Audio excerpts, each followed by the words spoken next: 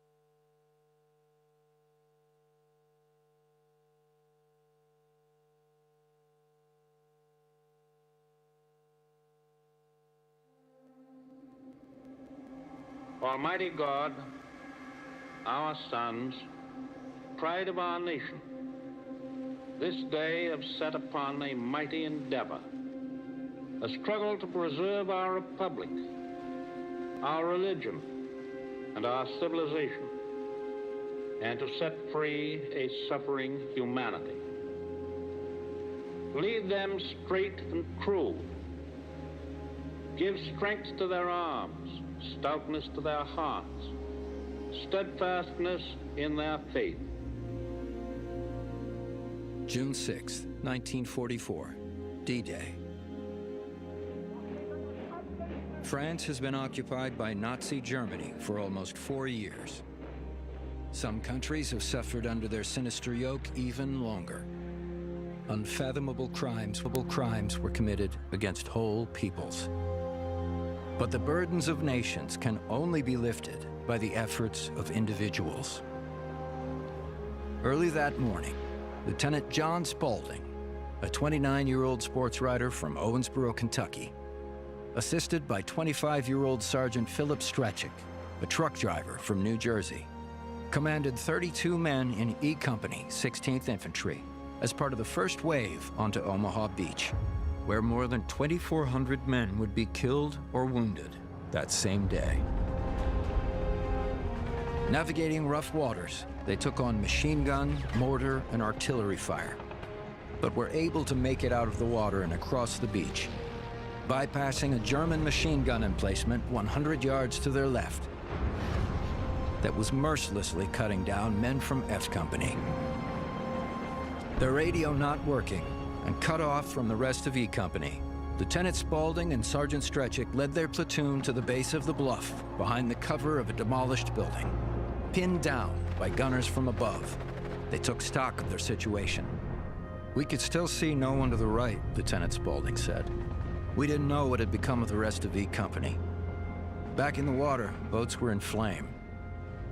I saw a tank ashore knocked out. After a couple of looks back, we decided we wouldn't look back anymore."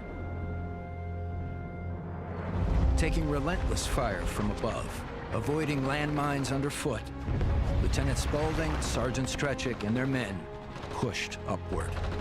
They reached the top and overran the machine gun nest, opening a path for the men below to follow. Fighting onward, they continued along the bluff, attacking enemy fortifications from the rear, clearing trenches and pillboxes, and taking prisoners. Lieutenant Spaulding, Sergeant Strachik, and the rest of their platoon secured a pathway for the thousands of men bottled up on the beach behind them. The advance could now continue.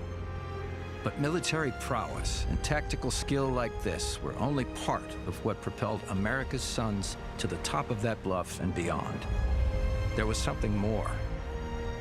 In the words of General Dwight D. Eisenhower, Supreme Allied Commander, they had embarked on a great crusade, and the hope and prayers of liberty-loving people everywhere marched with them. That great crusade would eventually free the tyrannized peoples of Europe and help save the world as we know it.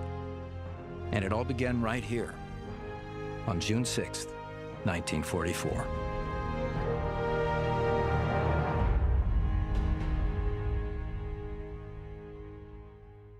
Distinguished guests, please rise, if you are able, for the arrival of the official party. Chers invités, veuillez vous lever si vous le pouvez pour l'arrivée de la délégation officielle.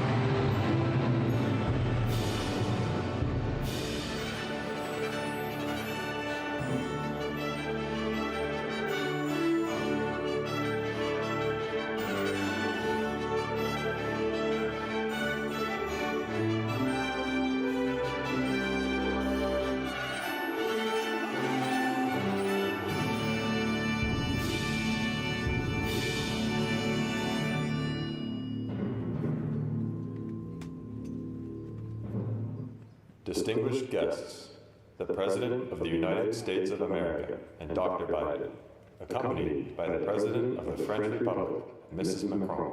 Chers invités, le président des États-Unis d'Amérique et la Dr Biden, accompagnés du président de la République française et de Madame Macron.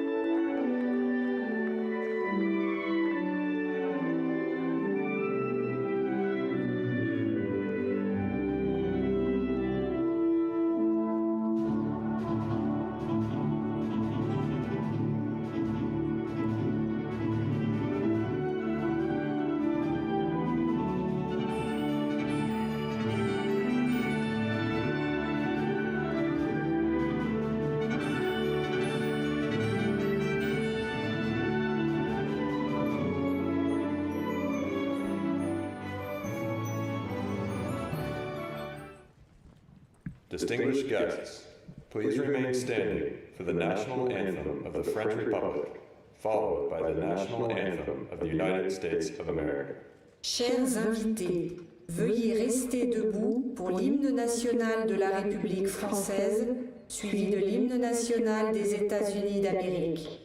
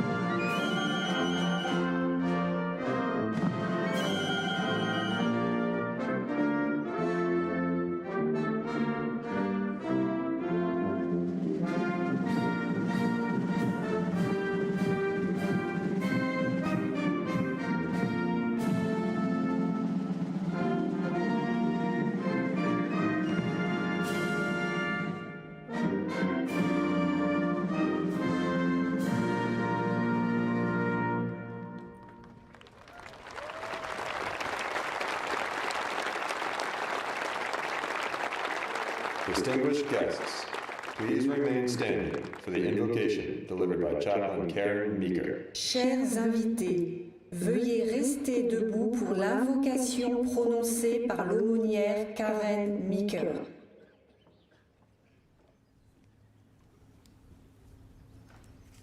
Let us bow our heads in humble reverence and solemn remembrance.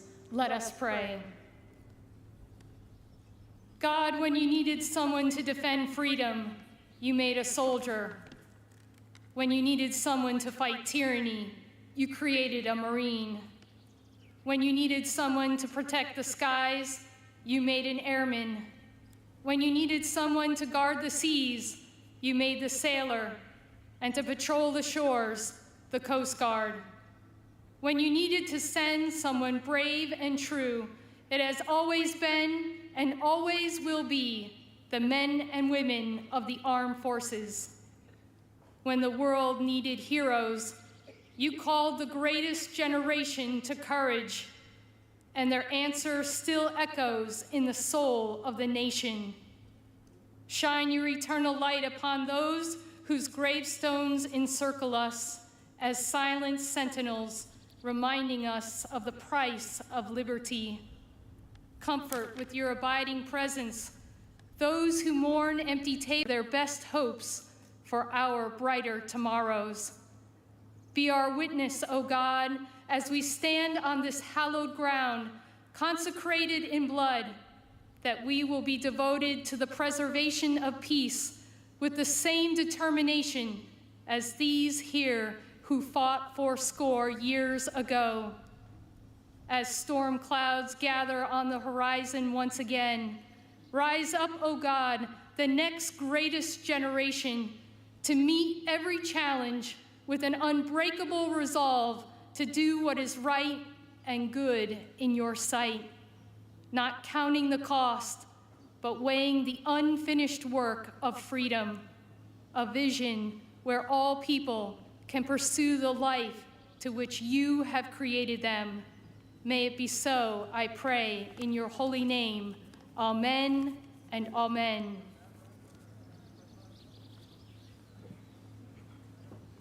Distinguished guests, please take your seats. Chers invités, veuillez prendre place. Please welcome the Secretary of the American Battle Monuments Commission, Charles K. Djou. Veuillez accueillir le secrétaire de la Commission américaine des monuments de guerre, Charles K. Djou.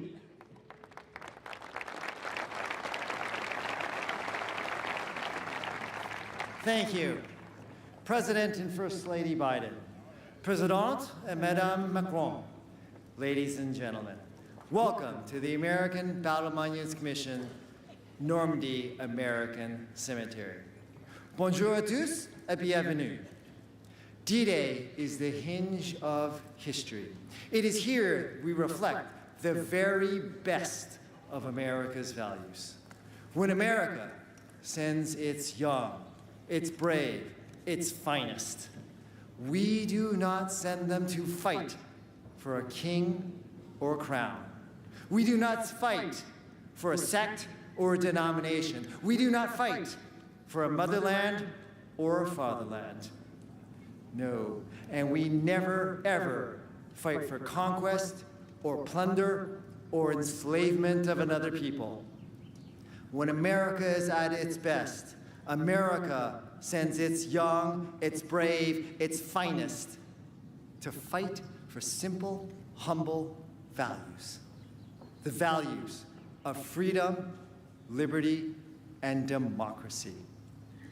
And when the job is done, when the mission is accomplished, when the tyrant is taken down and democracy is stood up, America does something unique in the history of mankind. We go home. All that America asks for in return for the sacrifice of our young, our brave, and our finest are a few small plots of land to bury our dead.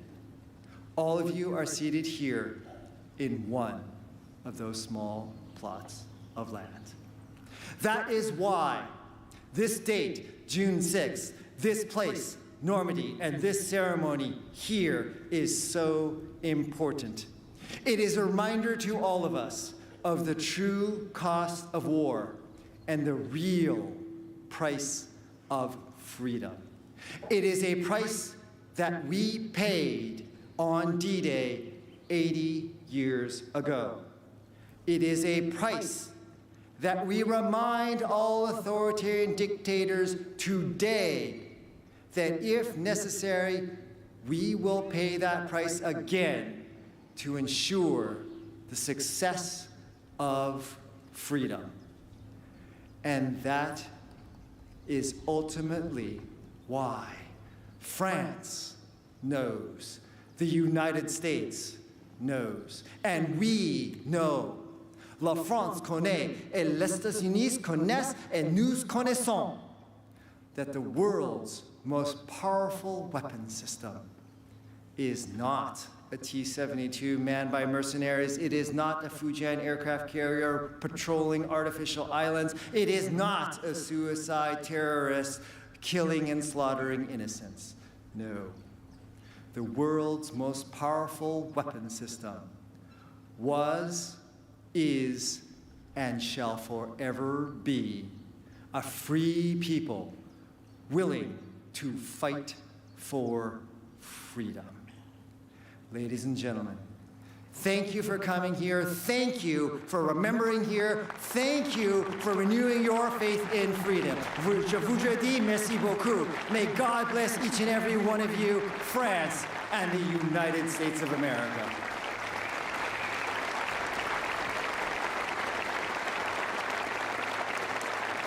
Distinguished guests, the President of the French Republic, Emmanuel Macron. Chers invités, le président de la République française, Emmanuel Macron.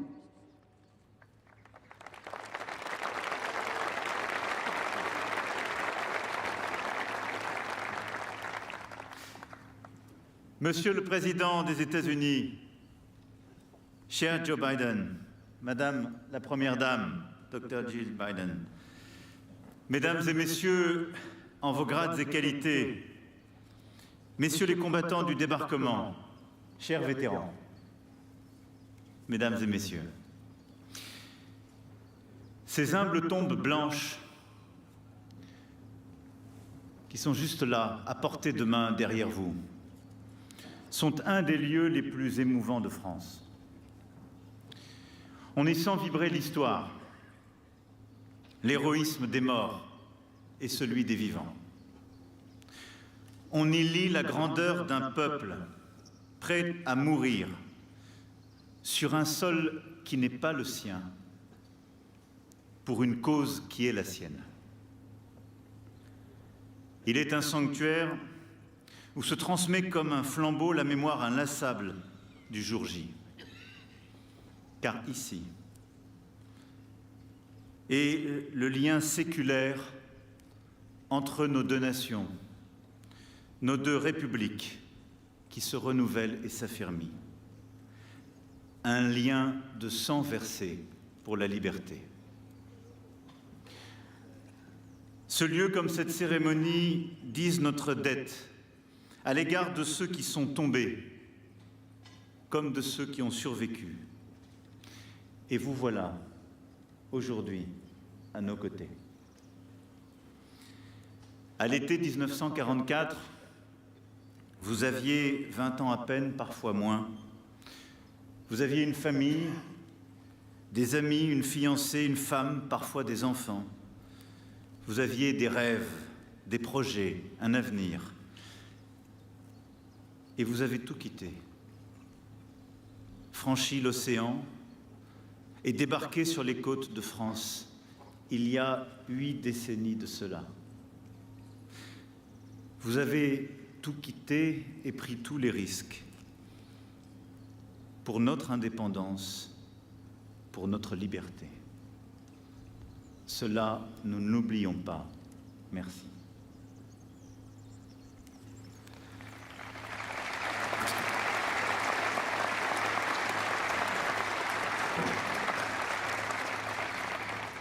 Vous êtes venu ici et vous avez rejoint notre guerre pour y faire basculer l'histoire. Oui. Vous êtes venu ici, Mr. Hilbert Margol, débarqué à Marseille en janvier 1945, remontant l'Europe de la Provence à la Pologne, jusqu'à ce jour dramatique où, avec votre frère jumeau Howard, vous avez découvert les charniers de Djou. Vous êtes venu ici, Mr. John Wardle, fantassin auquel votre courage a valu une blessure à Urgenwald, en Allemagne, en pleine bataille. Vous êtes venu ici, Mr. Robert Pedigo, pour combattre avec votre escadrille de Saint-Laurent à l'Allemagne. Vous êtes venu ici, Monsieur Calvin Schreiner, qui avait participé à l'opération Dragoon depuis le sud de la France et passé les derniers mois de guerre à réparer nos hôpitaux, nos voies ferrées, nos routes. Vous êtes venu ici, Monsieur Edward Berthold, devenu avec vos 35 missions de combat un véritable fléau des nazis, dont vous bombardiez inlassablement les centres névralgiques, tout comme Edwin Cottrell, pour qui j'ai une pensée aujourd'hui et qui aurait dû être des vôtres. Vous êtes venu ici, Monsieur Dominic Cretelli, pour libérer le continent où vous étiez né. Et vous, Mr. Bill Casassa, avec cette force d'âme exceptionnelle qui vous a permis de tenir 171 jours de combat continu face à l'ennemi. Vous êtes venu, Mr. Victor Chaney, débarqué en juillet sur la plage d'Utah Beach pour libérer la Normandie, puis Angers, puis Reims. Vous êtes venu ici, Mr. Raymond Glansberg, vous, l'enfant du Bronx, combattant le long de la Moselle et des Vosges. Et vous, Mr. Richard Stewart, pour faire passer nos messages à travers les frontières de la France, la Belgique, l'Allemagne. Vous êtes venu ici. Mr. John Kenyon, qui avait vécu la Normandie, la libération de Paris, le Maroc, évacuant nos blessés, transportant nos hommes et notre matériel. Vous êtes venu ici. Le monde libre avait besoin de chacun de vous, et vous avez répondu présent, comme vos frères d'armes, encore vivants, comme vos frères d'armes, alors tombés. Here you came to join your efforts with our own soldiers and to make France a free nation. And you are back here today, at home, if I may say.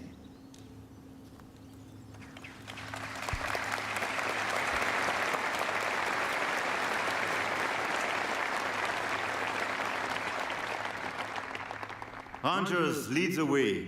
Telle fut l'exclamation de Norman Cotta sous le feu de la mitraille à ses hommes sous la pluie d'obus.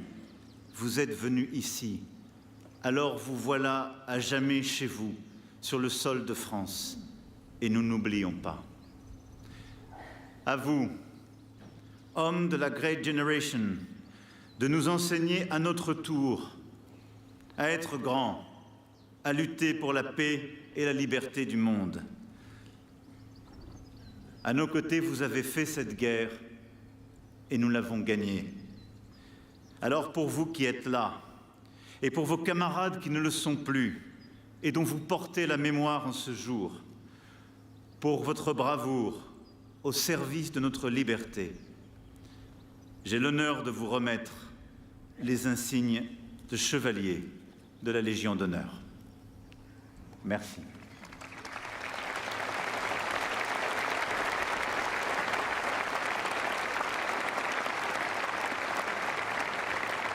Distinguished guests, the President of the French Republic, Emmanuel Macron, will now present the National Order of the Legion of Honor. Established in 1802 by Napoleon Bonaparte, the Legion of Honor is France's highest decoration and recognizes eminent services to the French Republic. This distinguished award to these American veterans acknowledges their service and participation in the liberation of France during the Second World War. Chers invités, le président de la République française, Emmanuel Macron, va maintenant présenter l'Ordre national de la Légion d'honneur.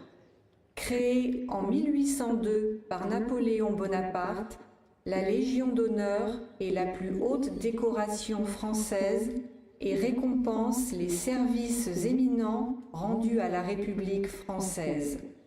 Cette distinction décernée à ces vétérans américains reconnaît leur service et leur participation à la libération de la France pendant la Seconde Guerre mondiale.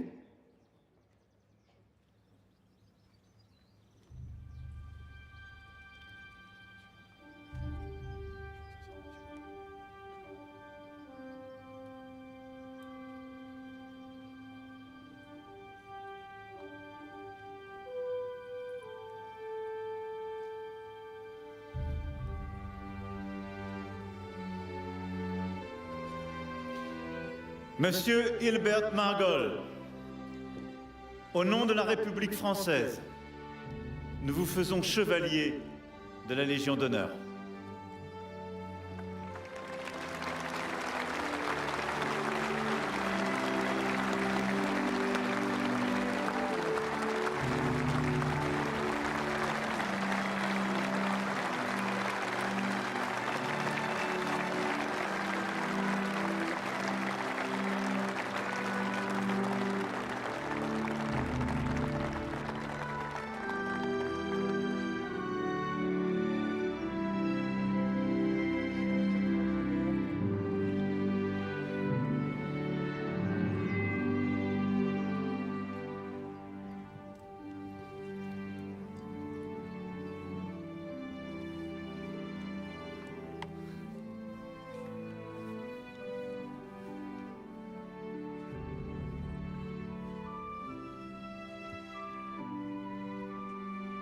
Monsieur John Wardle, au nom de la République française, nous vous faisons chevalier de la Légion d'honneur.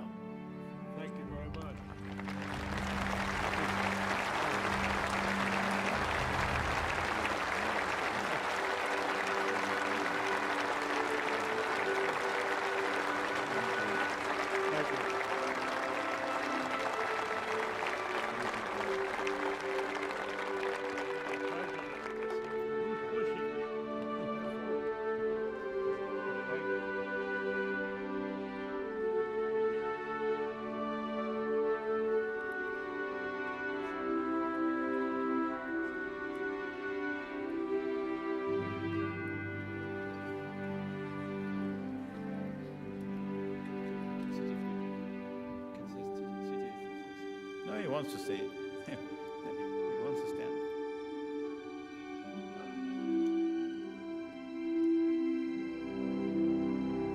Monsieur Robert Pedigo, au nom de la République française, nous vous faisons chevalier de la Légion d'honneur.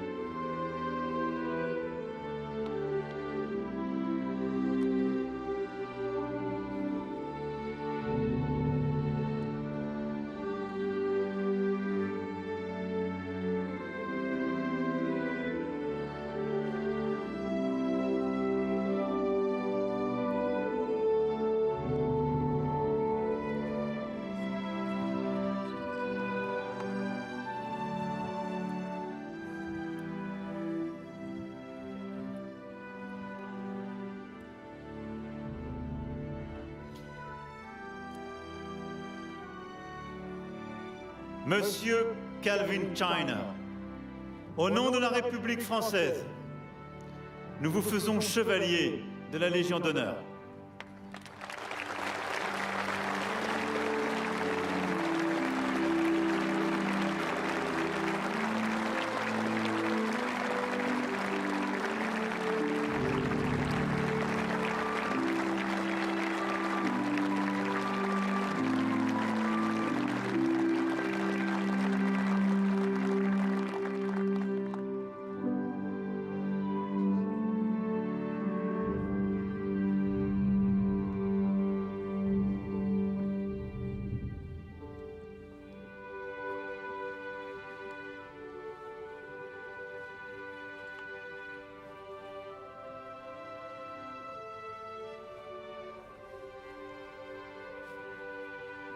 Monsieur Edward Berthold, au nom de la République française, nous vous faisons chevalier de la Légion d'honneur.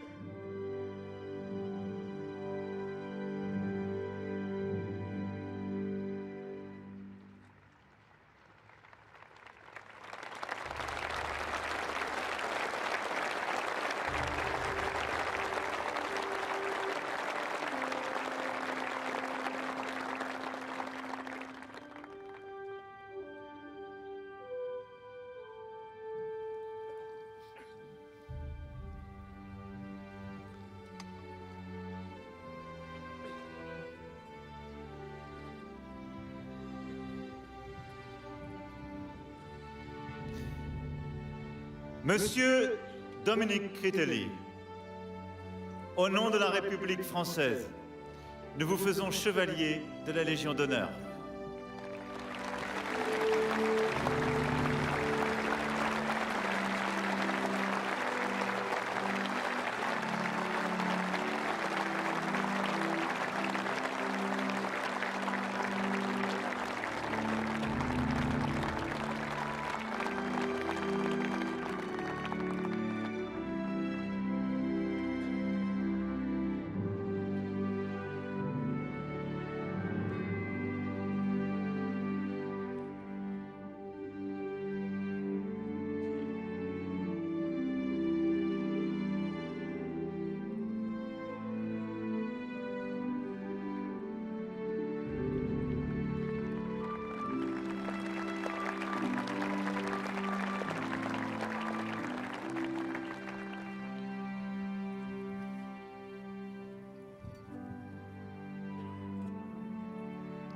Monsieur Bill Casassa, Au nom de la République française, nous vous faisons chevalier de la Légion d'honneur.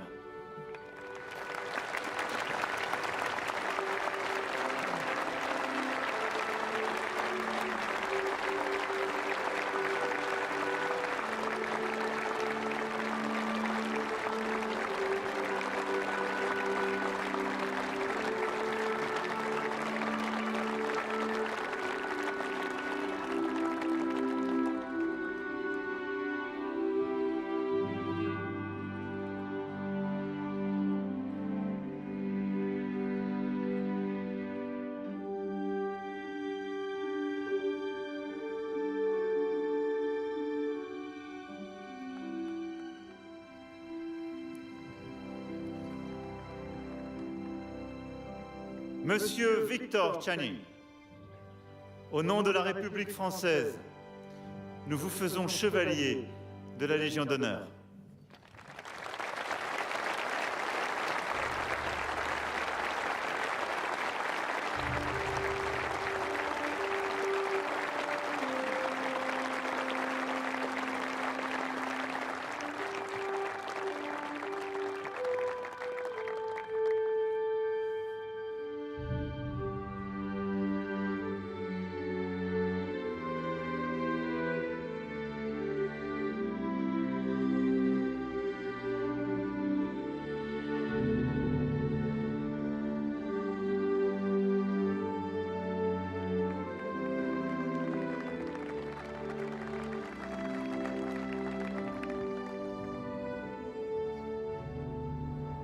Monsieur Raymond Landsberg, au nom de la République française, nous vous faisons chevalier de la Légion d'honneur.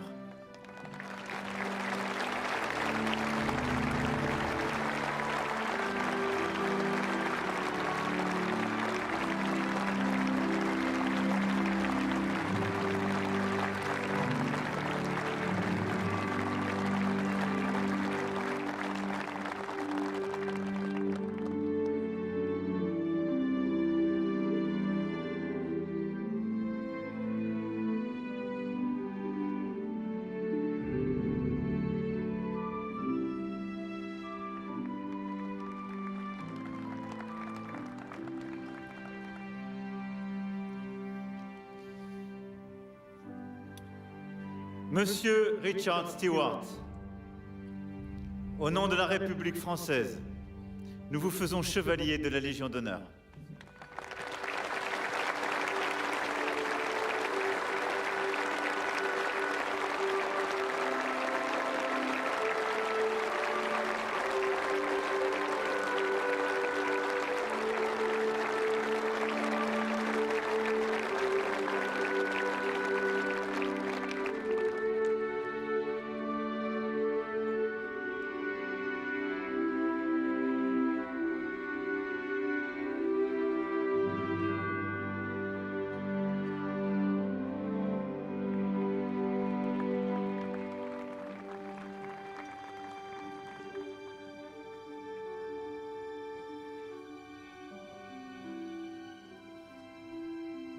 Monsieur John Kenyon, au nom de la République française, nous vous faisons chevalier de la Légion d'honneur.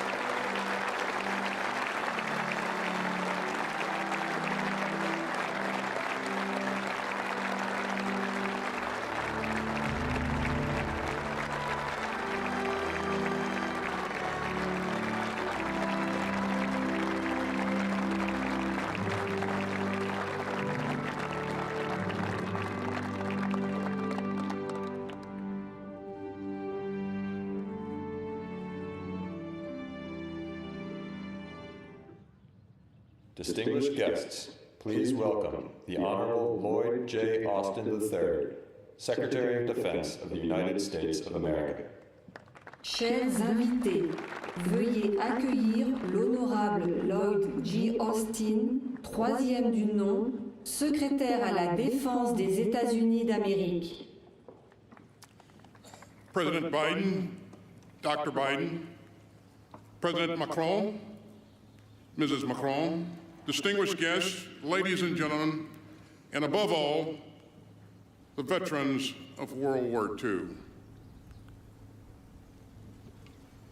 I am honored to stand again at this hallowed place.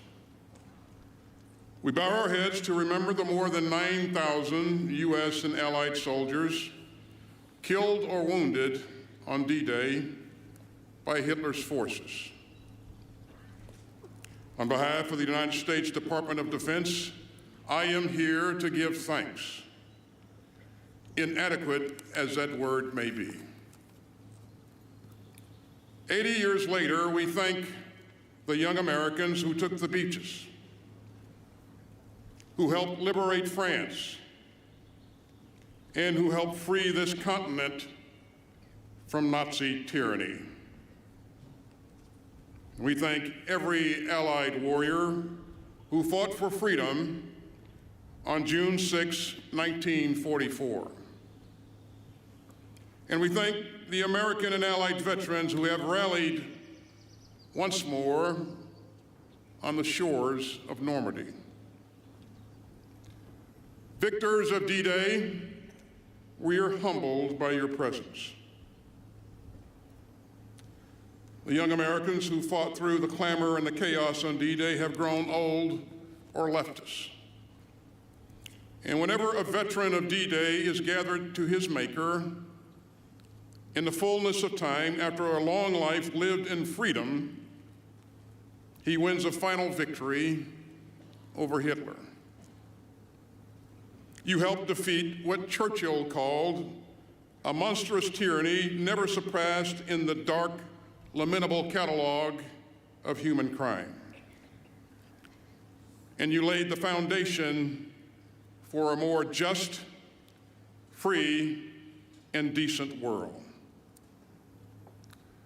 Together with our allies, we built peace out of war, a hard-headed peace, a peace renewed by constant commitment, a peace forged by the generation that won the bloodiest war in human history. And so our gratitude must never fade. Our memories must never dim, and our resolve must never fail. We still seek a world where aggression is a sin, and where human rights are sacred, and where all people can live in freedom.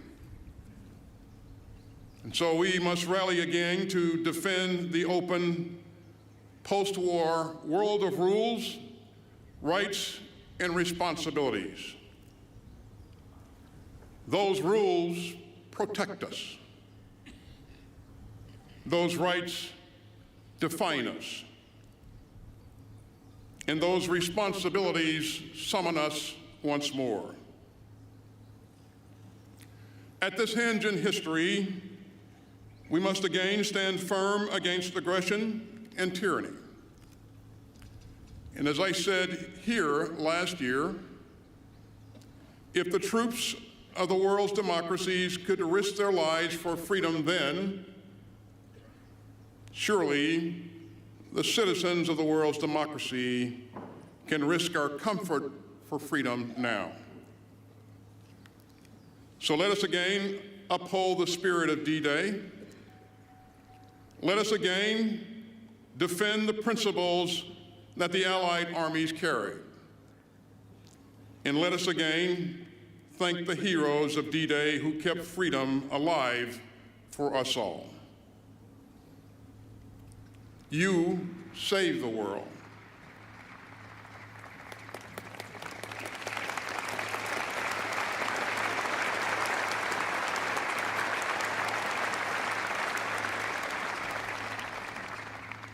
You saved the world, and we must only defend it. Gentlemen, we salute you.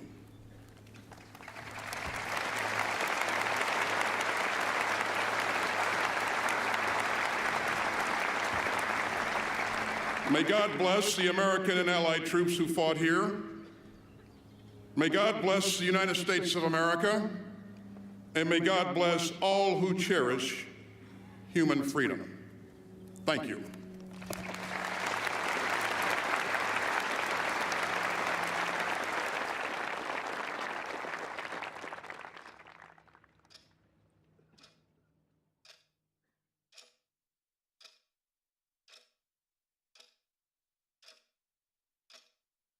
Papa, what was it like on D-Day?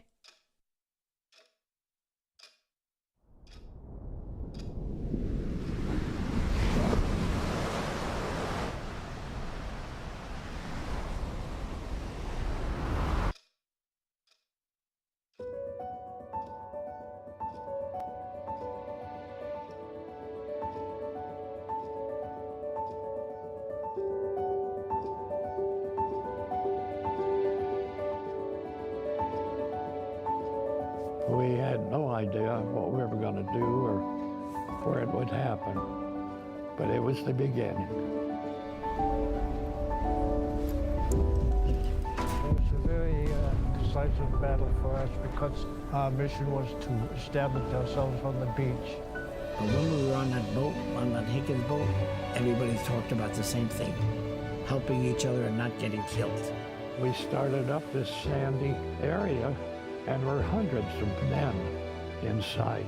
My father jumped about 1:30 in the morning on June 6th.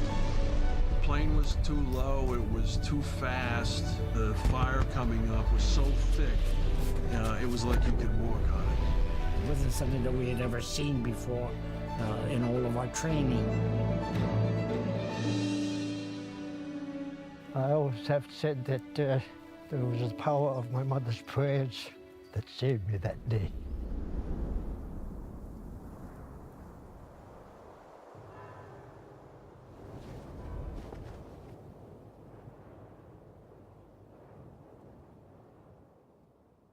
And it gets to me thinking about it.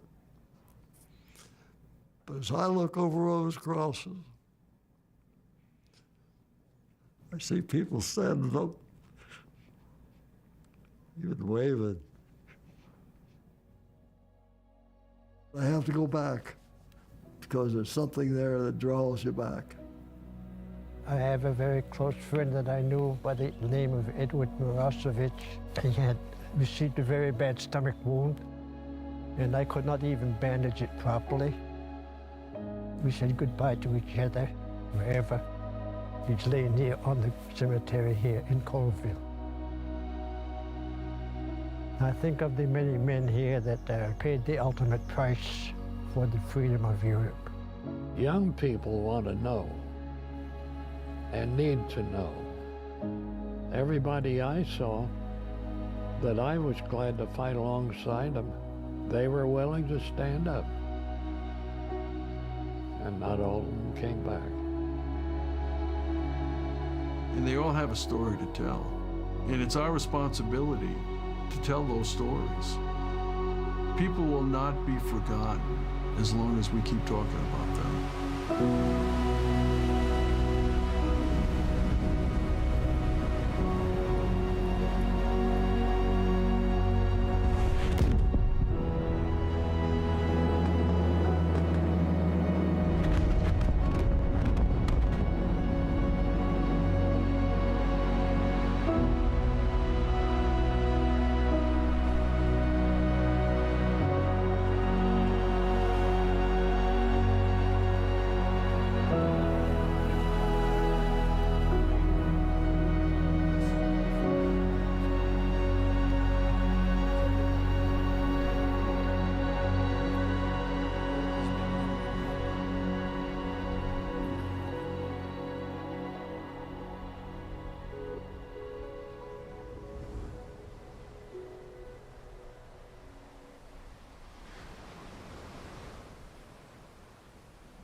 I am not a hero, I just did my job.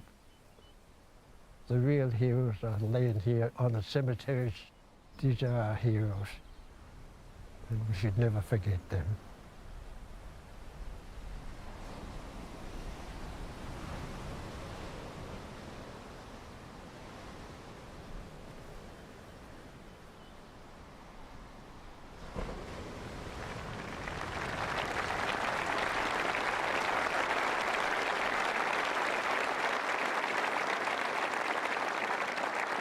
Distinguished guests, the 46th President of the United States of America, Joseph R. Biden, Jr.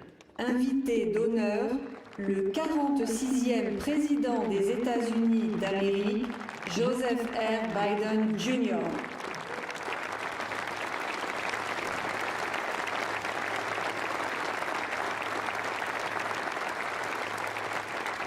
The hour had nearly come. Monday, June 5th, 1944.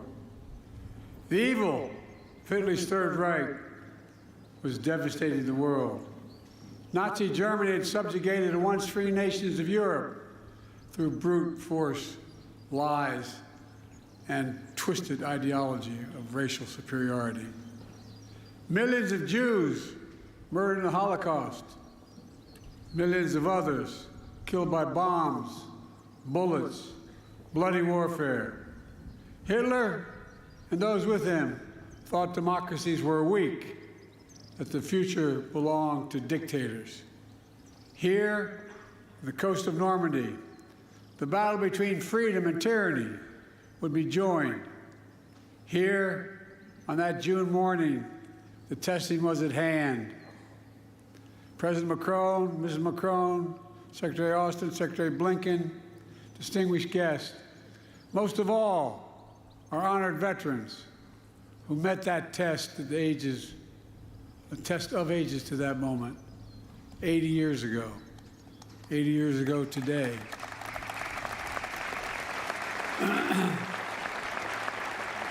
On behalf of the American people and as Commander-in-Chief, it's the highest honor to be able to salute you here in Normandy once more. All of you, God love you.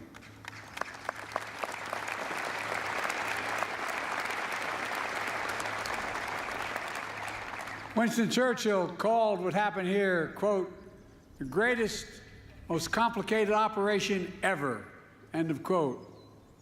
After years of planning, Operation Overlord was ready to launch just as soon as the weather turned.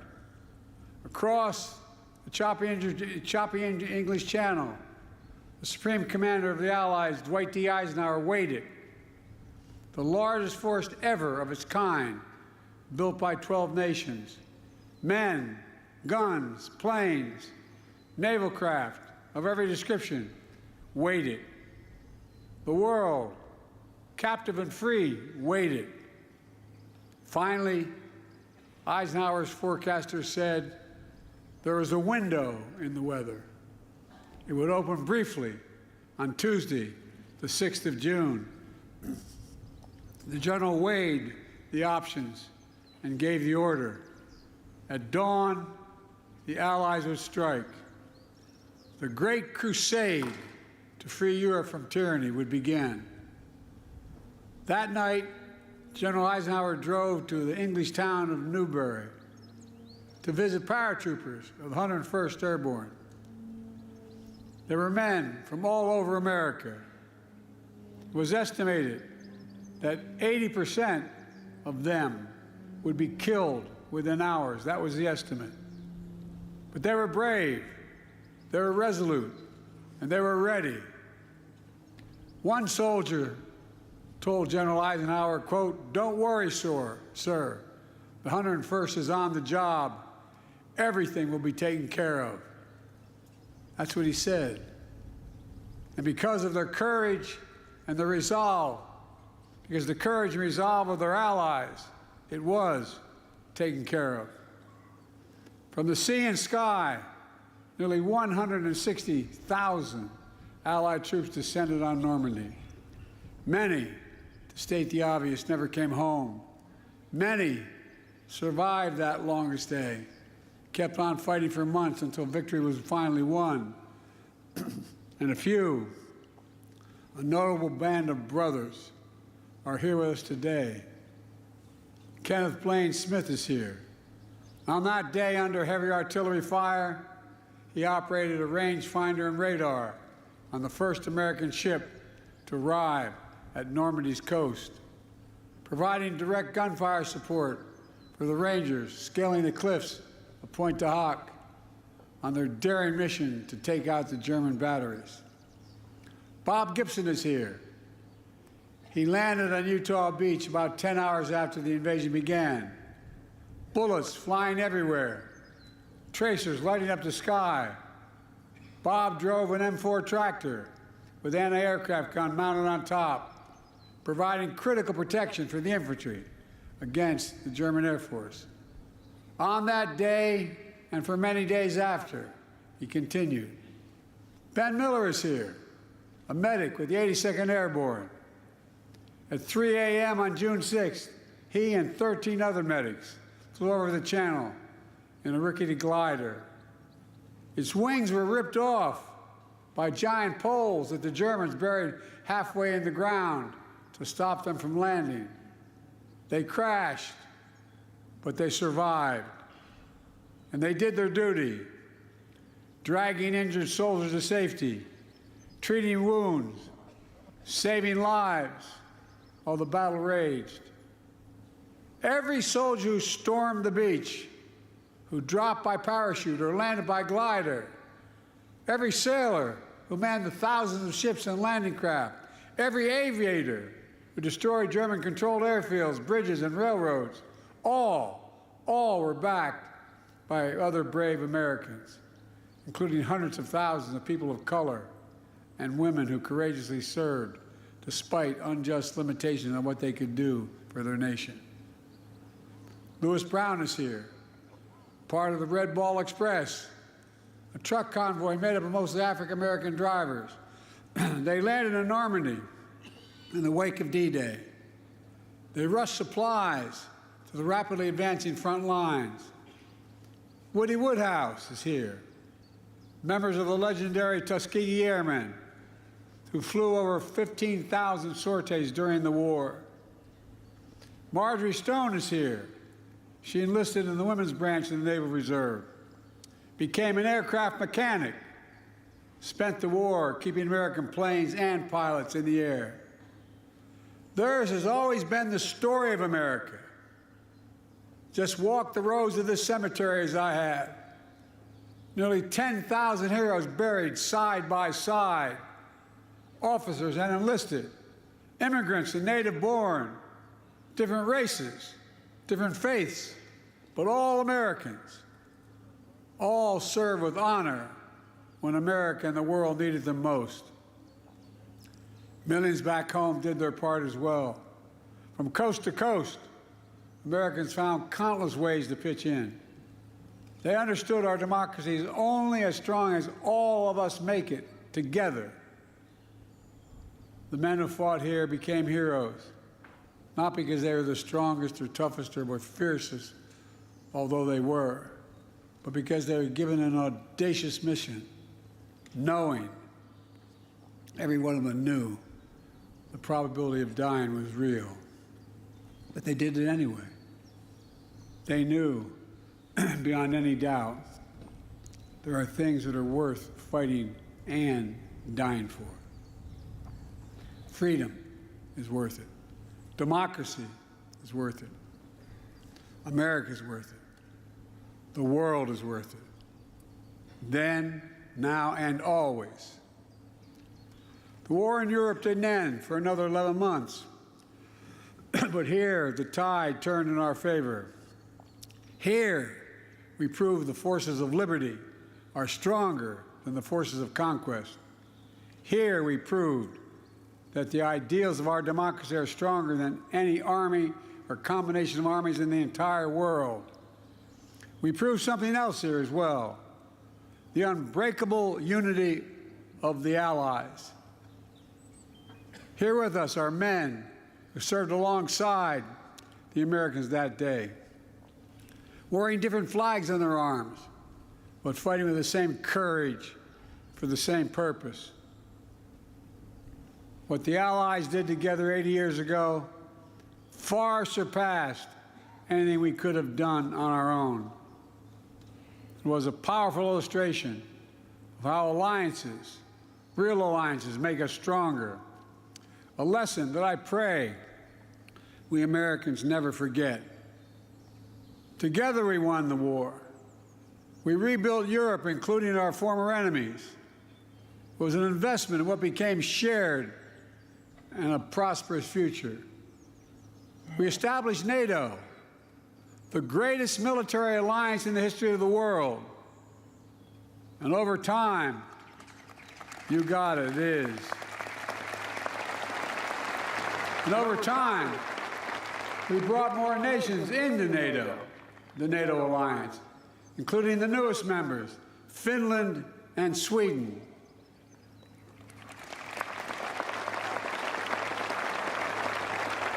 Today, NATO stands at 32 countries strong, and NATO is more united than ever, and even more prepared to keep the peace, deter aggression, defend freedom all around the world.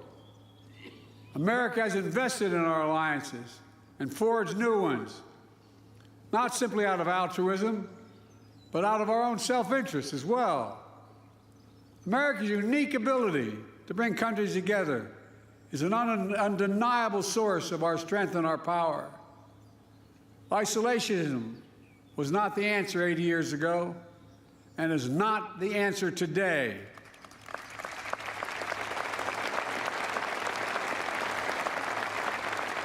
We know the dark forces that these heroes fought against 80 years ago. They never fade. Aggression and greed, the desire to dominate and control, to change borders by force, these are perennial. The struggle between a dictatorship and freedom is unending. Here in Europe, we see one stark example. Ukraine has been invaded by a tyrant bent on domination. Ukrainians are fighting with extraordinary courage, suffering great losses, but never backing down.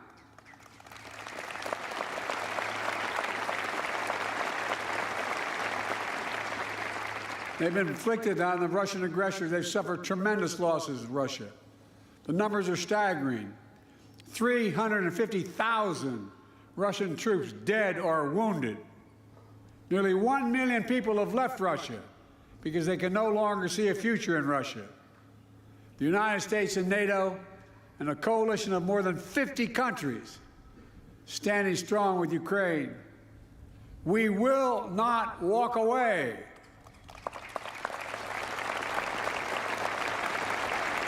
Because if we do, Ukraine will be subjugated, and it will not end there. Ukraine's neighbors will be threatened. All of Europe will be threatened. And make no mistake, the autocrats of the world are watching closely to see what happens in Ukraine, to see if we let this illegal aggression go unchecked.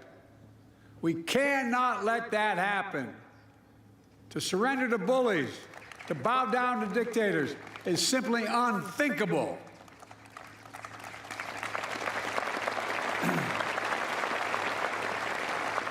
Were we to do that, it means we'd be forgetting what happened here in these hallowed beaches.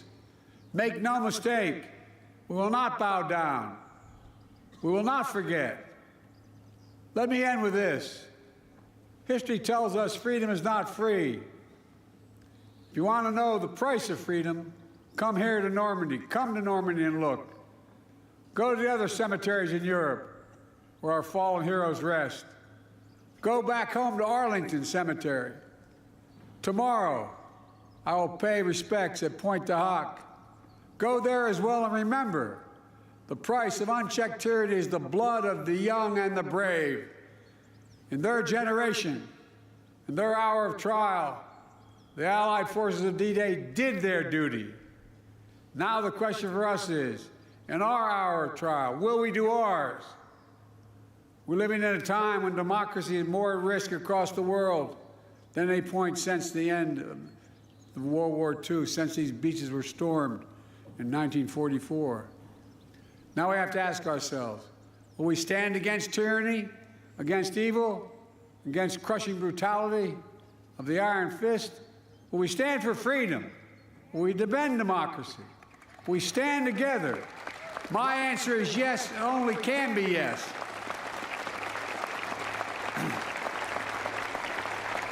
We're not far off from the time when the last living voices of those who fought and bled on D-Day will no longer be with us. So we have a special obligation. We cannot let what happened here be lost in the silence of the years to come.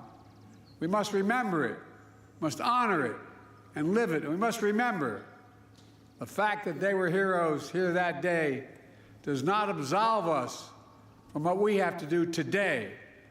Democracy is never guaranteed. Every generation must preserve it, defend it, and fight for it.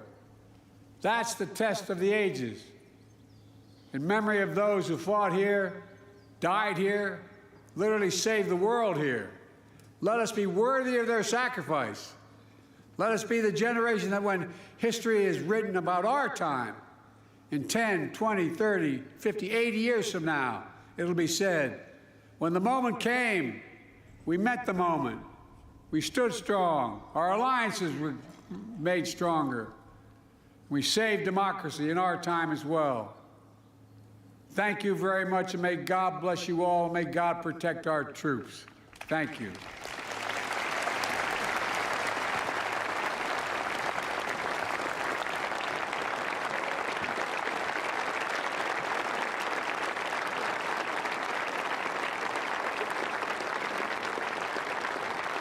Distinguished guests, in honor of the veterans gathered with us today and those commemorated at this hallowed ground, Lieutenant Commander Catherine Miyamasu will now read the Watch. Chers invités, en l'honneur des vétérans réunis avec nous aujourd'hui et de ceux qui sont commémorés dans ce lieu sacré, la capitaine de corvette Catherine Miyamasu va maintenant lire The Watch, la garde. Detail! Attention!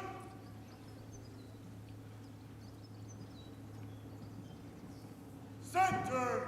Face! When a sailor retires, it is traditional that a younger service member read the Watch. Today, we want to read the Watch for all World War II veterans here today, both behind us and all around us. 80 years ago, these sailors stood the watch. While some of us were in our bunks at night, these soldiers stood the watch. While some of us were in school learning our trade,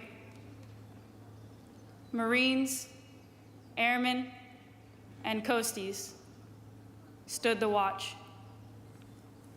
Yes, even before some of us were born into this world. The men behind me and their brothers and sisters who lay before me stood the watch. In those years, when the storm clouds of war were seen brewing on the horizon of history, they stood the watch. Many times, they would cast an eye ashore and see family standing there, needing guidance and help, needing that hand to hold in those hard times. But still, they stood the watch. They stood the watch 80 years ago. They stood the watch so that we, our families, and our fellow countrymen and women can sleep soundly in safety each and every night, knowing that these veterans stood the watch. Today, we are here to say, World War II veterans, the watch stands relieved.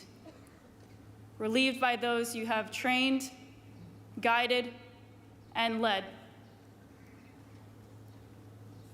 American World War II veterans, you stand relieved.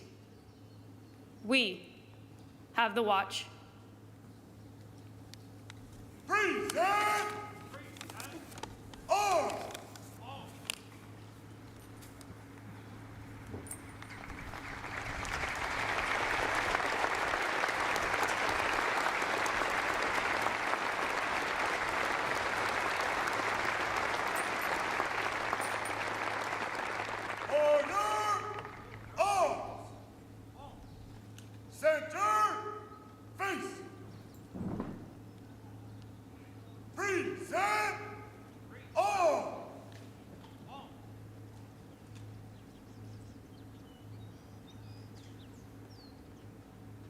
Distinguished guests, please rise if you are able, as we salute those memorialized here at Normandy American Cemetery, and remain standing for the playing of La Sonnerie au Mort and taps, and the departure of the official party. Chers invités, veuillez vous lever si vous le pouvez pour saluer ceux qui sont commémorés ici au cimetière américain de Normandie et rester debout pour l'interprétation de la sonnerie aux morts et de taps et pour le départ de la délégation officielle.